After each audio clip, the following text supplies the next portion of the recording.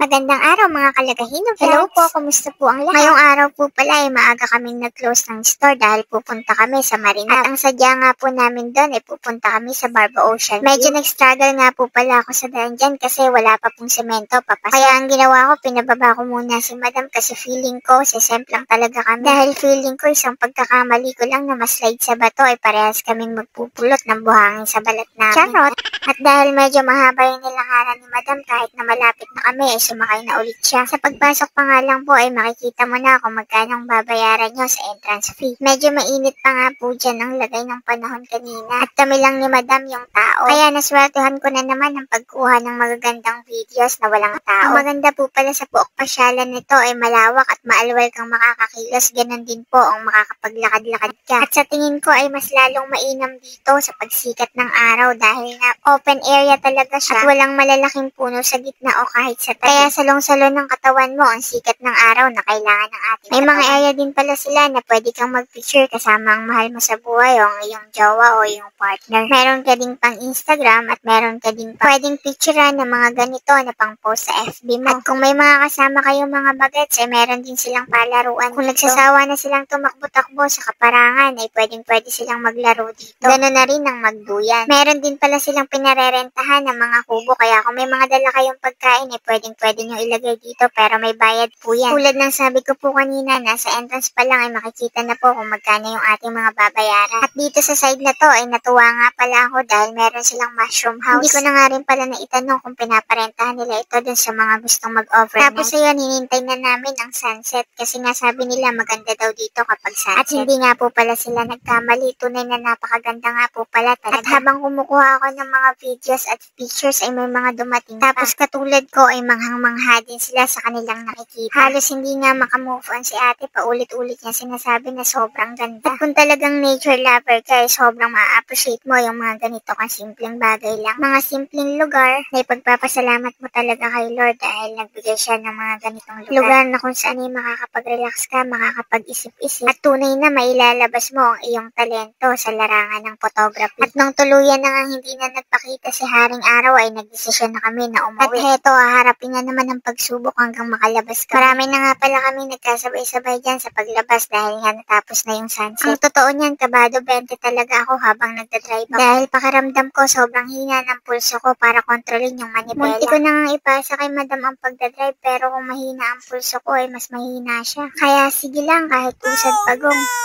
ay pinilit ko pa rin makaahon. At ayun, nung nakita ko na yung kalsada, nabuhayan na ako ng loob. Dahil pakiramdam ko ay nalampasan ko na yung sobrang laking pagsubok. Char! At kung nakaabot ka po sa puntong to ng aming video, ay maraming salamat po. Palambing na rin po sana. Pahingi na lang po sana ng isang like, share, comment, and pa-follow na rin po. Ngayon pa lang po ay salamat! So paano hanggang sa muli? Sana masayang araw nyo at huwag kalimutang umiti. Bye-bye!